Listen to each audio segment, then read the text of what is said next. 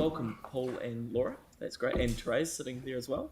Do you want to just launch into it and then we can go to questions if there are any after that? Yeah, indeed. Kia ora koutou. I think you all know me. I'm sitting in the hot seat today. Therese is here. You know Laura, and we've got Boyd Warren, who's our head of innovation and business growth, to answer any questions on that topic. So we've got 10 slides. We've got a summary. I think you've seen the pre-read, and Laura will talk you through that shortly. But as you know, I've sort of been in the executive director seat for about 4 weeks, I think it's been. So the advantage of that, I guess, is for someone on the board to get a greater understanding of what's happening in the business, and then to bring that back to the table, and also to provide any support I can to Laura and the senior leadership team. I think we've mentioned a few times that the recruitment for the CEO is going well. We are doing the final interviews on Saturday and expect to make an announcement within a few weeks. So that's been great progress. So hand over to Laura. Thanks. Thanks, Paul. Kia ora koutou. You're seeing a lot of us at the moment, so excited to be able to present to you our quarter one update. It seems like just yesterday we did the year in review. As you know, we're continuing to work in a really fast-moving environment, with the example of yesterday's announcements of the borders opening to New Zealanders that are vaccinated being able to return in February and the rest of the world in April, and also the national move to the traffic light framework. Quarter one has seen a number of impacts and reprioritisation of work, as I'm sure you would be aware. We're seeing an ongoing and increasing demand for business support services and cancellation or postponement of events, and obviously an increased need for economic insights. We're monitoring our key performance indicators really closely. As you know, the target for this year is a 4-to-1 return on investment. We will report in more detail at the half year on our KPIs, but we continue to carefully monitor our 32 levels of service with Council. Through the presentation today, we have given some key value for the city information where we can.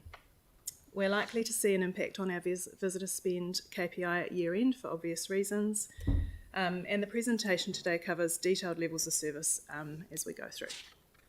So the first slide is focusing on our innovation and business growth area.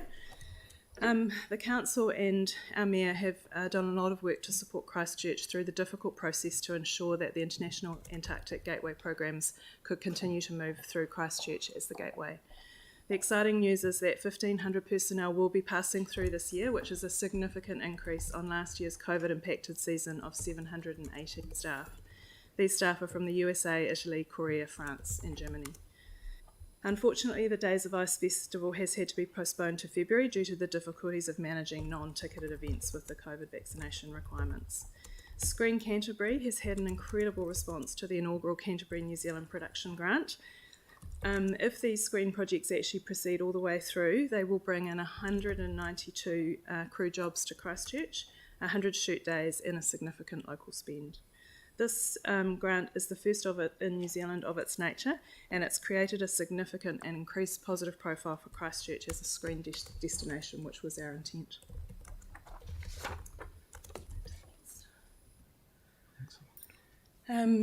So in carrying on with innovation and business growth, our innovation and entrepreneurship ecosystem continues to thrive.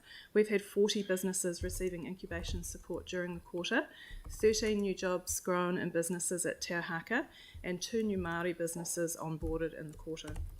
Business and investment attraction, actively working with 53 organisations considering moving to Christchurch, including 5 which have a reasonable chance of converting within the next 12 months. This has been impacted by the ability to showcase our destination with investors and business decision makers due to the COVID borders. Border closures also continue to constrain our local job growth, and the impacts of border opening is yet to be assessed on this. Whiriora, as you know, is our key partner for growing skills and employment, and they've onboarded and pathwayed 25 whānau of varying ethnicities and backgrounds. There's been 63 students from Hayata and Linwood that are receiving mentoring through our Haupara program. There's 103 education to employment engagements that have been undertaken by Motivation NZ, with 16 students transitioning to work or vocational training. As I mentioned, economic leadership is a really strong demand at the moment. As you'd be aware, after a strong period of economic activity, Canterbury experienced a slight decline in activity during August due to the level 4 lockdown and also the ongoing impact on us of the Auckland lockdown. The decline in the economic activity index is slightly less than the national decline. Employment year on year from September 20 to September 21, our employment growth was 10%. Working age population increased by a similar amount, and that trend's been building over the past year. And we also have an incredibly high participation rate, 0.5% above the New Zealand average.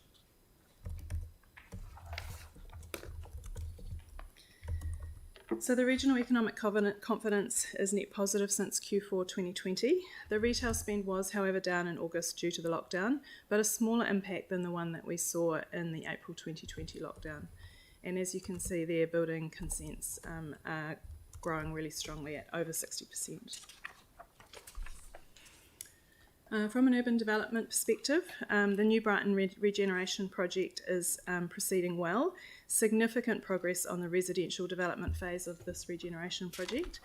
And more excitingly, we're starting to see private sector interest, with a local developer recently obtaining consent for the beach house, which will be a complex of hospitality outlets, shops and event venue, which is opposite the foreshore attractions. And we're also continuing to work with a group of strategic developers to actually create and launch a coordinated marketing plan for their development. So that's really that transition from local government led to actually private sector led.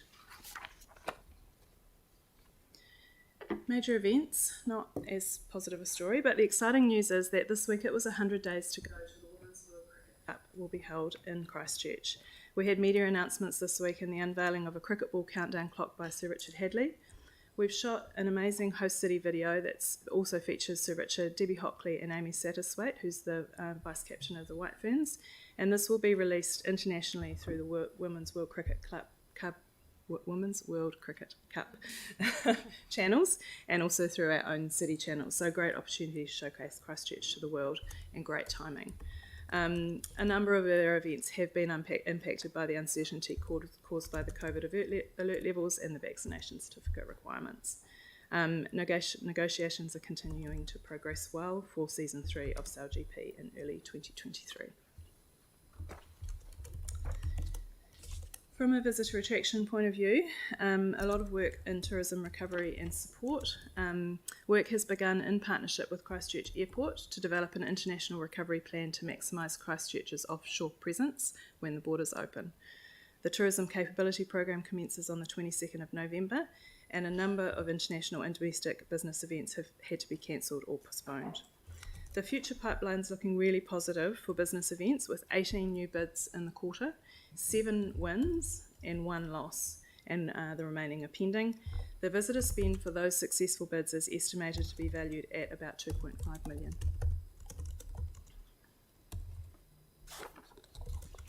From a marketing, brand and communications point of view, 3 key campaigns outlined there: Explore Christchurch, Do Winter Differently, Festival of Brass and Christchurch Business Events. We've had strong marketing results in the quarter, encouraging travellers to travel across the city and region, obviously within the constrained market that we're working within. Festival of Brass had excellent engagement and resulted in really strong visitor numbers into Christchurch at a difficult time. And the focus is now on the growing awareness of Christchurch as a business events destination to priority Australian audiences in partnership with Te Pai in advance of the opening next year. So the money slide, financial results to the 30th of September for the quarter. We have a surplus of 784,000, which is 1.4 million ahead of the budgeted loss. Obviously, delivery's been impacted by COVID lockdowns during the quarter. Significant increase in assets due to additional central government funding being vested in ChristchurchNZ. Funding that's committed but not expended is being held for appropriate and targeted investment for recovery and restart. I'd just like to note that more than a third of the revenue for the quarter is actually from sources other than council. And the last slide, just rounding out our levels of service. All of our levels of service are currently on track. But there are a couple that we're starting to see may be impacted at year end. The first one being the number of business events attracted. Obviously, due to the delay into PI and border closures, this may be impacted. We're working as hard as we can. As I noted, we've done 17 bids, but it just depends on the number that we can win before the end of the year as to whether or not we'll be able to achieve that target. And we're also starting to see early indicators that our digital engagement target of 5.2 million engagements may be impacted by year end, largely due to ongoing border closures. We will continue to monitor these closely and will provide an update in the next quarter. And that's my last slide, so we're really happy to answer any questions that you may have. Great. Well, thank you very much for coming in and doing that. And I mean, for me, I found that really useful because it's tangible stuff, and you're sort of measuring against what you've been out there doing. Can we just go back to the? Are we driving the slides? Can we go back to the Cricket World Cup one? I just had a quick question particularly around how yesterday's announcements about MIQ may impact that. Have you had any sort of update overnight in terms of, like, I mean, they're talking first game 24th of March, but my understanding was there was something about the 1st of April was going to be when a lot of people could come back into the country without sort of having that requirement around MIQ. Have you had anything overnight? So these plans were all made based on the current settings, so there's only an upside in terms of the new settings. So we haven't had an assessment of what that'll look like, but it will be better than what we were currently planning for. Perfect. So there were already MIQ spots booked and the like. Okay, fantastic. Does anyone else have questions? Celeste? Yeah, it was great to get an update on, the New Brighton regeneration plan, and also all the interest that's coming from the private sector, which is great news for the area. In terms of the marketing plan, I did get a little bit of information about that. Have other groups been invited to participate in that outside of the sort of key players? I'm not actually sure, but I can get Kath to provide an update and let you know. Yeah, that would be great, because I suspect there'll be a few other parties that may be interested in if there is sort of a joint marketing strategy and whether we could broaden the scope a little bit. Yeah. But that would be great. Thank you. Thanks. Great. Aaron? Yeah, couple of questions. One is on the Antarctic program. So obviously one of the downsides of last year was the number of people that come back from Antarctica through Christchurch. They weren't allowed out, even though Antarctica is COVID-free. So is there any change this year? Do we get to tap them all on the way through? Because... Yes. Well, the announcements yesterday will only have upside and be positive to that situation. But yeah, there's been no change that we've heard from the programs. Oh, apologies. Okay, great. So they can... Great. Cool. Okay. Yeah. Oh, that'll be brilliant. That's good news. Okay, that is good news. And a question I've been asking for quite some time and still haven't got the answer is, why is our GDP per capita in Christchurch so low? I mean, I think for the Economic Development Agency, we should know the answer to that so we can work our way forward to change that. Yeah. As much as a council, we also set all those goals around our growth being sustainable and so forth. I mean, that's still achievable. It doesn't have to be dirty growth, it can be clean growth, which is everyone's aspiration. But why is it low and how do we fix it is the question. Thank you. Good question. So does anyone want to, or do you want to come back to us on that? Do you want to report or? Yeah, well, you're exactly right, and that's the problem. One of the problems we're trying to solve with the innovation ecosystem investment to increase levels of employment in knowledge-intensive, and higher wage businesses. But you're absolutely right; it is lower. We're not leveraging all the great assets we've got, all the tertiaries and research institutes, and the innovation that happens here. We haven't been good at commercialising that, and so our innovation ecosystem partnerships, one initiative to try and address that. But you're right; it's lower than it should be. I mean, the advantage of the Canterbury, which is shown in the COVID challenge, is quite diversified. It's been actually really resilient, remarkably so, although there's pockets of the economy that aren't reflected in there, especially in tourism and events and hospitality. But I guess the flip side of that is it doesn't generate the the significance of some of the other regions when we're comparing ourselves against them, and that's kind of why we've focused in on this innovation space to try and get that productivity growing, try and move the needle. Yeah, and if you for the last 10 years, if you take construction out with all those rebuild dollars, I mean, we'd have a very bad looking economy. And then you look at, and as a proud Cantabrian, and when you go to the Champion Business Awards, our top end and our innovative end is fantastic, and so I just don't get it. And it's hard to argue with other centres about how great we are when they go, yeah, but your numbers, you might be proud, but your numbers aren't that good. And they're right. We're just, and so when we want to, and Dawn made the statement the other day about with some of the problems Auckland's having, we should be the next go-to place. Absolutely. But most businesses would go, probably not. There's a whole lot of others that look better than you on paper. Yeah. So I think that's a good, Yeah. I mean, not necessarily a question, but a point for you to take away. Absolutely. And it would be useful to come back with a bit of an update on that, because I'd like to kind of see where your thinking is on all that as well. So we don't need a response right now. Cool. Any other questions? Yanni and then Jimmy. Yeah, thanks. I just on page 142, your marketing, brand, and communications, your Explore Christchurch campaign. You've given a figure of the direct sales, but can you tell us how much you spent on that campaign? I don't have that number in front of me at the moment, but I can get back to you on that, Yanni. So return on investment is what you're looking for? Yeah, well, just like, I mean, I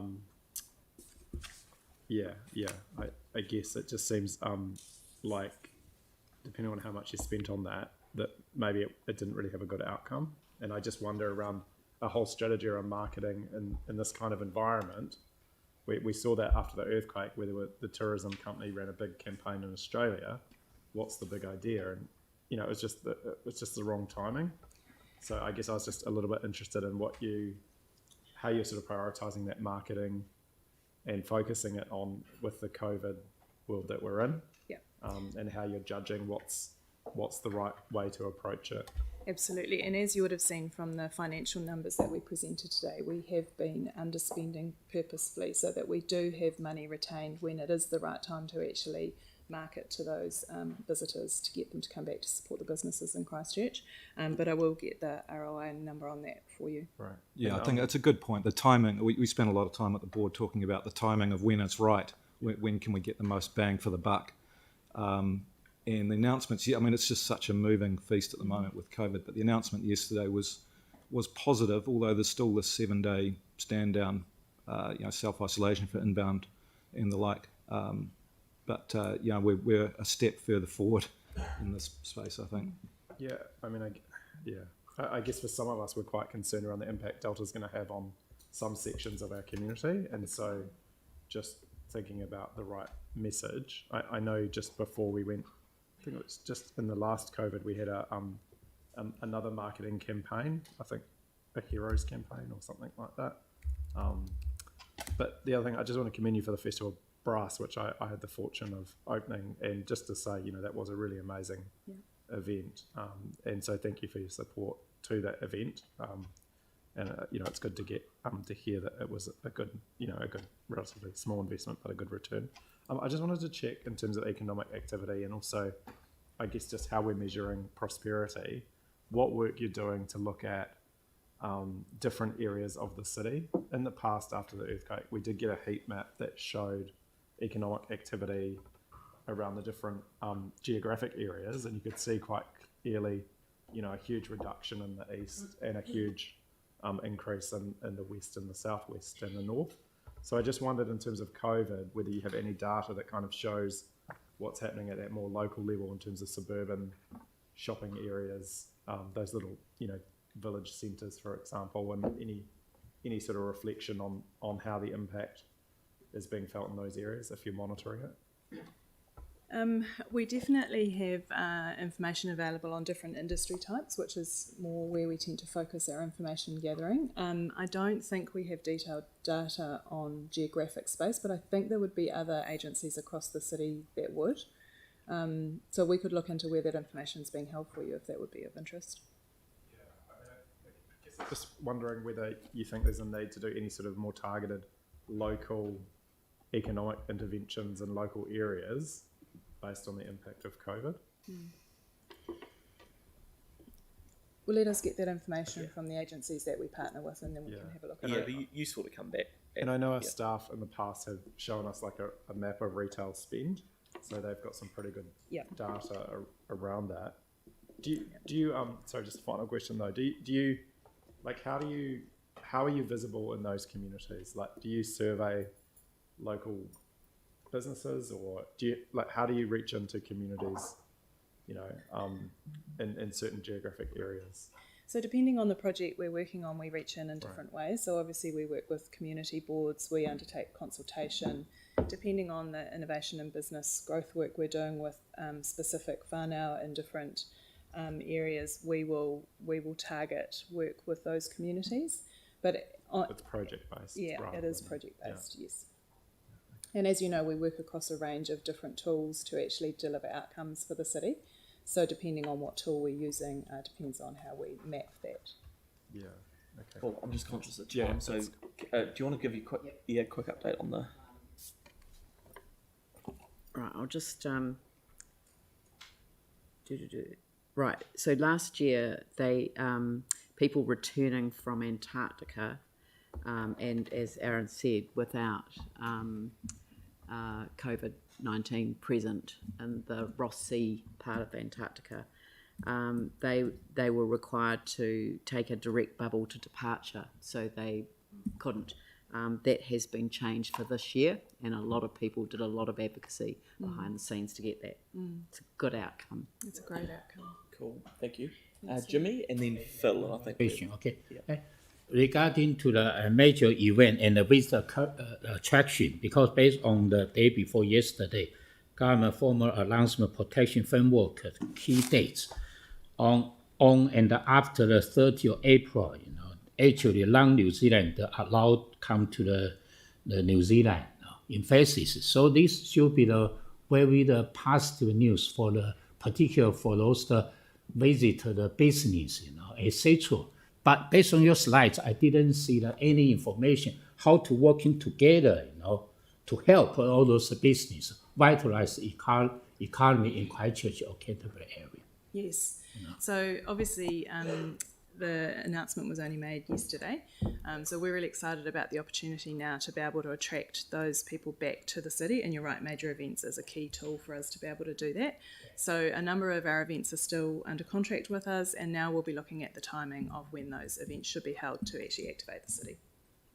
Yeah, because I saw your slides, your event just postponed the next year. Yes. Whether it's considered maybe even in the winter. Yep. Cool. Definitely. Thank you. Thanks, Jimmy. And Phil, and I think we're nearly there. Thanks, guys. Hey, with the Scott-based bid that we did for Littleton, was ChristchurchNZ involved in that, or was it mainly just LPC doing? LPC, it was a commercial deal between LPC. Okay, cool. Yep. No, thank you. Thank you very much. Excellent. All right, we've got a resolution there just to receive the quarter one report. Jimmy's happy to move it. Fantastic. Phil will second it. Any discussion? All in favour? Against? That's carried. Thank you all for coming in. That's great. Thank you. Thanks. Sam. Now we might have, Linda, have we got Amy Carter